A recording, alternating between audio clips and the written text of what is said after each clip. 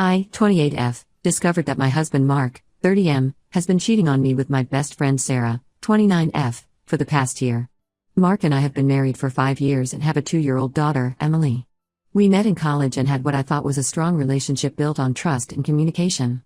Mark and I both come from small towns in the Midwest. We bonded over our shared experiences of growing up in tight-knit communities and our dreams of building a life in the city.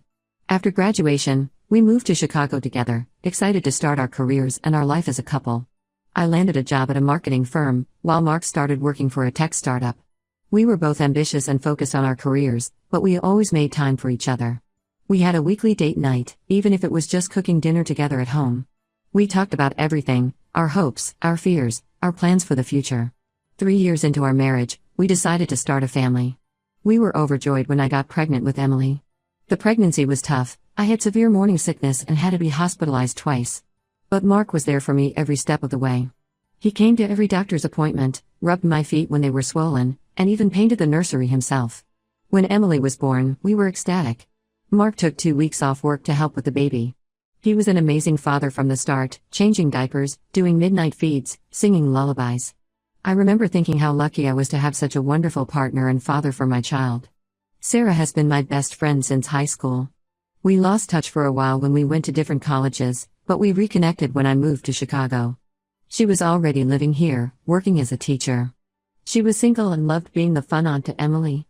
She would babysit for us, bring over homemade meals when we were too tired to cook, and was always there to lend an ear when I needed to talk. The first sign that something was off came about 3 months ago. Mark started working late more often, saying his startup was in a critical phase. I believed him because he had always been honest with me before. He also began spending more time on his phone, often smiling at text messages.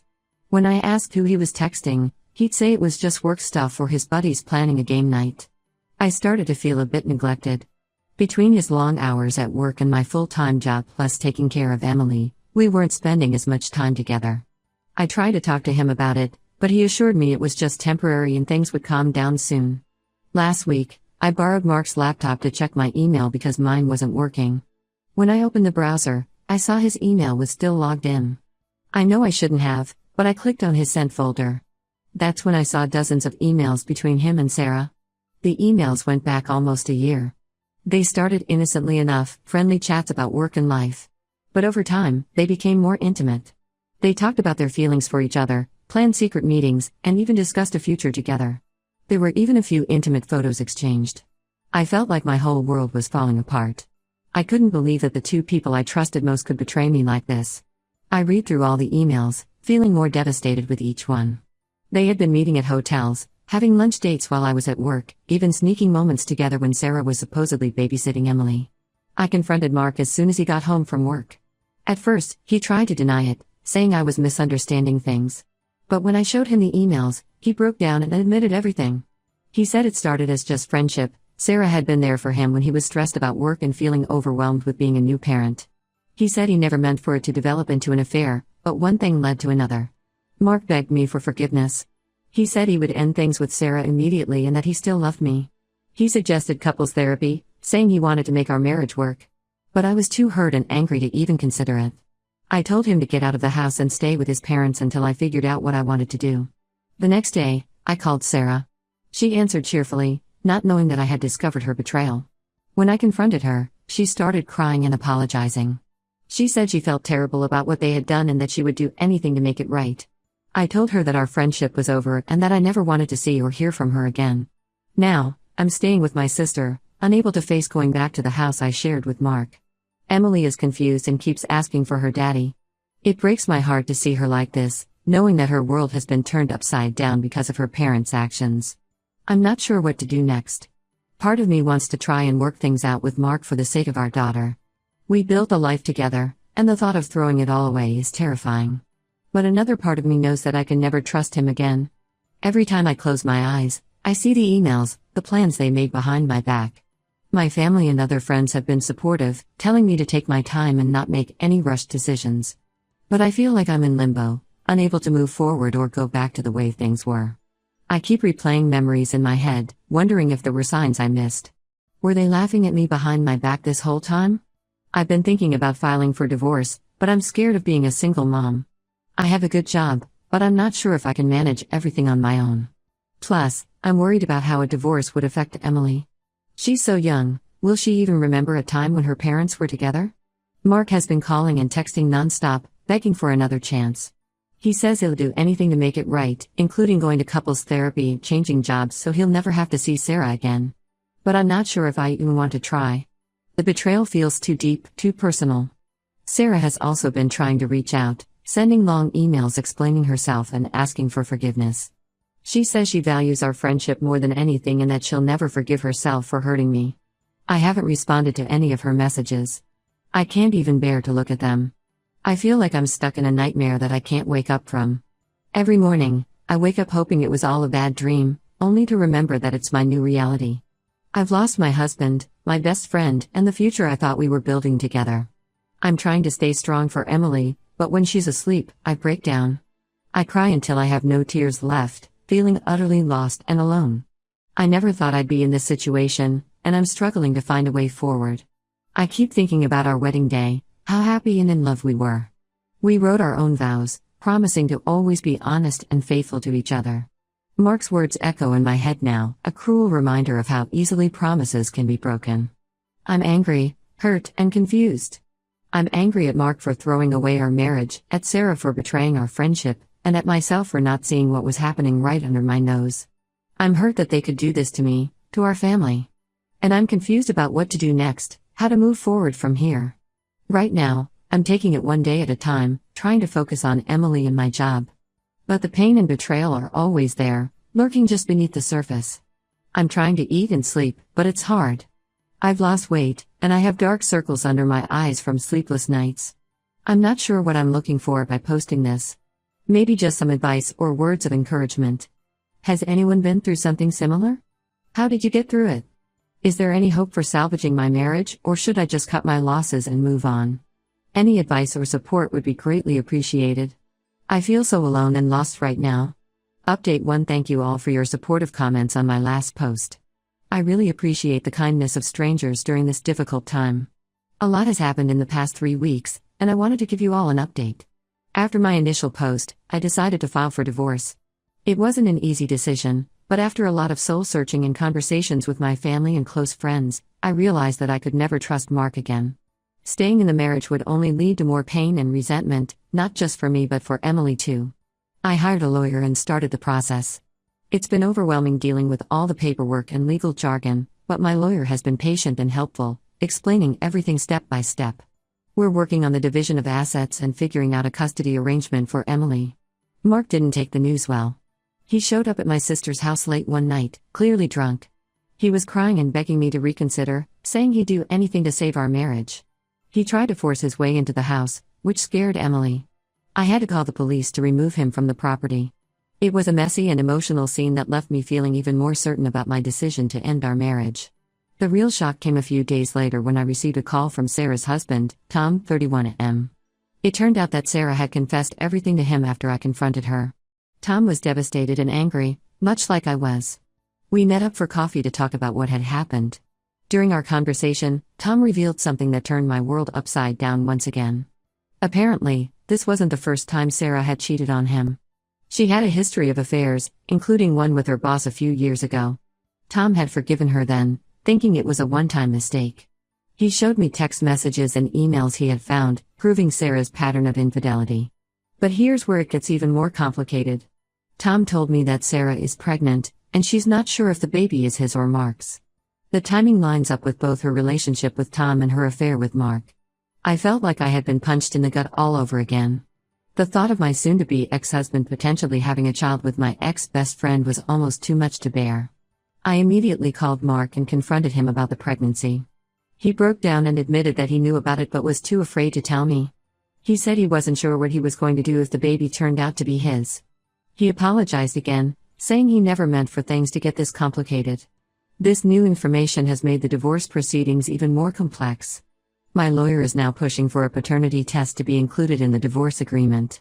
If the child is Mark's, it will affect child support and custody arrangements for Emily. We're also discussing the possibility of a morality clause in the custody agreement, which would prevent Mark from having Sarah around Emily during his parenting time. Speaking of Emily, She's been struggling with all the changes. She doesn't understand why Daddy isn't living with us anymore or why she can't see her Aunt Sarah.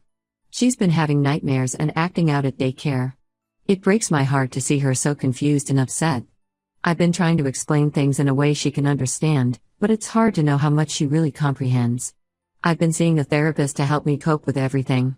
It's been helpful to have someone to talk to who isn't involved in the situation. She's been helping me work through my anger and betrayal, and focus on healing and moving forward. We've been discussing strategies for co-parenting with Mark and how to help Emily adjust to our new family dynamic. Mark has been trying to make amends. He's been consistently showing up for Emily, taking her on weekends and being present for her in a way he wasn't before. Part of me is glad that he's stepping up as a father, but another part of me is angry that it took this disaster for him to do so. He's also been sending me long emails, explaining his actions and apologizing. I've been reading them but not responding. I'm not ready to engage with him beyond what's necessary for Emily and the divorce proceedings. Sarah, on the other hand, has become somewhat of a pariah in our social circle. Most of our mutual friends have chosen to support me, cutting ties with her. I heard that she's lost her job at the school where she taught, as news of her affair with the student's parents spread. She's thinking of moving away to start fresh somewhere else. Tom and I have been leaning on each other for support. We understand each other's pain in a way that others can't. We've been meeting up regularly for coffee, sharing updates on our respective divorce proceedings and just talking. There's no romantic interest there, just a shared experience of betrayal and heartbreak. As for me, I'm taking it one day at a time. Some days are better than others. I've thrown myself into my work, taking on extra projects to keep my mind occupied. I'm also focusing on being the best mom I can be for Emily. We've been spending a lot of quality time together, going to the park, baking cookies, and reading stories. I'm trying to create a stable, loving environment for her amidst all the chaos. I'm slowly starting to imagine a future without Mark. It's scary, but it's also somewhat liberating. I'm rediscovering parts of myself that I had neglected during my marriage. I've started running again, something I used to love but gave up when Emily was born. I'm also thinking about taking some classes to advance my career. Financially, it's been a challenge. I'm looking at having to sell our house and find a smaller place for Emily and me. The lawyer fees are adding up, and the prospect of being a single-income household is daunting. But I'm determined to make it work. I'm still angry and hurt, but I'm also starting to feel stronger. I know I'll get through this, even if the path forward isn't always clear. I'm learning to trust myself again and to believe that I deserve better than what Mark and Sarah did to me. Thank you all again for your support. It means more than you know. I'll keep you updated as things progress. Update 2. Hello everyone. It's been a while since my last update, and a lot has happened. I appreciate all the support and advice I've received from this community. Your words have been a source of strength during this difficult time. The biggest news is that the paternity test results came back. The baby is Mark's. This confirmation hit me harder than I expected. Even though I had prepared myself for this possibility, actually knowing made it real in a way it wasn't before. It's strange to think that Emily will have a half-sibling, born from such painful circumstances. Mark seems torn about the situation. On one hand, he's excited about having another child. He's been talking about setting up a nursery at his new apartment and has even started buying baby clothes. On the other hand, he's realizing the full impact of his actions. He's going to be a father again, but at the cost of his marriage and the stable family unit we had for Emily. The divorce proceedings have become more complicated with this news. We're now negotiating child support for both Emily and the new baby, as well as a visitation schedule that will work for both children. It's been challenging to say the least. There have been heated arguments and tense meetings with our lawyers. Sarah has decided to keep the baby. She and Tom are getting a divorce as well. Tom couldn't get past the betrayal, especially now that the child isn't his. I can't blame him. He's moved out of their shared apartment and is staying with a friend. Sarah reached out to me, asking if we could talk. After much hesitation, I agreed, more out of curiosity than any desire to reconcile. We met at a neutral location, a quiet cafe in a part of town neither of us frequents. Our meeting was tense and emotional. Sarah looked different, tired and drawn, her pregnancy now visible. She apologized again, crying as she explained how she never meant for any of this to happen. She said she's always struggled with self-esteem issues and that the affairs were her way of feeling valued and desired. She talked about her difficult childhood, growing up with an alcoholic father and a mother who was never there emotionally. I listened, but I couldn't find it in me to forgive her. Her explanation, while sad, didn't excuse her actions. I told her that while I don't wish her ill, especially now that she's carrying my daughter's sibling. I can't have her in my life anymore. The trust is too broken, the hurt too deep. We discuss practical matters, how we would handle situations where we might run into each other, like at Emily's future school events. We agreed to be civil for the sake of the children, but nothing more. It was a sad end to a friendship that had spanned over a decade, but it felt necessary for my healing. The divorce proceedings are moving forward. We're working out the details of custody and child support. It's been a challenge, especially now with the new baby on the way. My lawyer has been invaluable in navigating these complex waters. We're pushing for primary custody of Emily, with Mark having visitation rights. We're also discussing how to handle holidays and special occasions. One unexpected development is that I've become closer to Tom. We've been supporting each other through our respective divorces. We meet up regularly for coffee, sharing updates and offering each other emotional support. Last week, he asked me out on a date. I was surprised and unsure at first, but I decided to give it a chance. We went out for dinner, and it was nice to feel a connection with someone again. We're taking things very slowly, both aware of the complicated history we share. I'm not sure if it will develop into anything serious, but it's nice to have someone who understands what I'm going through. My daughter is slowly adjusting to the new normal. She still has moments where she asks why we can't all be together, but she's starting to understand that mommy and daddy live in different houses now. We've started her in play therapy to help her process everything. Her therapist says she's doing well, all things considered, but that it will take time for her to fully adjust. As for me, I'm doing better. The anger is still there, but it's not as all-consuming as it was before. I'm focusing on rebuilding my life and creating a new future for myself and Emily. I've started taking an art class in the evenings as a way to express myself and meet new people. It's been therapeutic to channel my emotions into painting. Work has been a saving grace. I threw myself into a big project, and it's been paying off. I recently got a promotion, which has been a much-needed boost to my confidence and financial security. The extra income will help as I navigate life as a single mom. I've also been reconnecting with old friends who I had lost touch with during my marriage. It's been nice to rebuild these relationships and remember who I was before I became Mark's wife or Emily's mom. I'm rediscovering parts of myself that I had forgotten. I know the road ahead won't be easy. Co-parenting with Mark will be a challenge, especially once the new baby arrives. But I'm committed to making it work for the sake of our children. We're trying to establish clear boundaries and open communication, though it's not always easy. Thank you all again for your support. It's been a long, difficult journey, but I'm starting to see glimmers of hope for the future. I'll update again when there are significant developments. Update 3. Hello everyone. It's been 6 months since my original post, and I wanted to give you all a final update on my situation. The divorce is now final. It was a long and sometimes contentious process, but it's done. Mark and I have a co-parenting agreement in place for Emily, and we've both committed to making it work for her sake. We have joint custody, with Emily living primarily with me and spending every other weekend and one evening a week with Mark.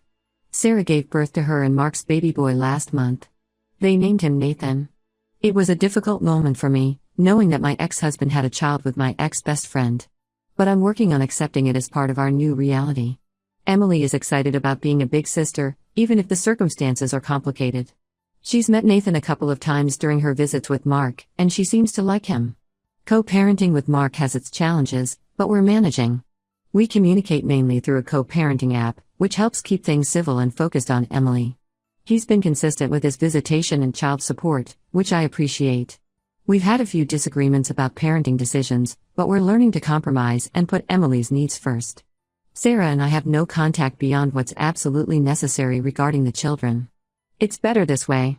She's struggling as a single mom, from what I hear. She moved to a smaller apartment and had to take a lower-paying job at a different school district. But that's not my concern anymore. I've learned to set boundaries and focus on my own healing. As for Tom and me, we've decided to just be friends. We went on a few dates, but we realized that while we have a strong connection due to our shared experiences, we're both still healing and not ready for a serious relationship. We still meet up occasionally for coffee and to check in on each other, but that's it. I'm grateful for his friendship and support throughout this ordeal. I've been focusing on myself and Emily. I've continued with my art classes and even had a small exhibition of my work at a local cafe. It's been therapeutic and has helped me process a lot of my emotions. I'm considering turning this hobby into a side business, selling my paintings online. Emily is doing much better now. The play therapy has been incredibly helpful, and she's adjusting well to our new family structure. She still has moments where she wishes we were all together, but those are becoming less frequent. She's doing well in school and has made new friends in our neighborhood. Work continues to be a positive aspect of my life. I've taken on more responsibilities with my promotion and am finding a lot of satisfaction in my career. I've also started mentoring younger employees, which has been rewarding. I've also started dating again, casually. Nothing serious yet, but it's nice to feel attractive and desired again after everything that happened. I'm taking it slow and being cautious, but I'm open to the possibility of finding love again someday. For now, though, my priority is Emily and my own personal growth. Financially, things have stabilized. The sale of our marital home, combined with my promotion, has allowed me to buy a small house in a good school district for Emily and me. It's our fresh start, a place without painful memories. Thank you all for your support throughout this journey. Your kind words and advice have meant more than you know. While this chapter of my life is closing, I'm looking forward to writing the next one on my own terms. I'm excited about the future, for both Emily and me, and I'm ready to embrace whatever comes next.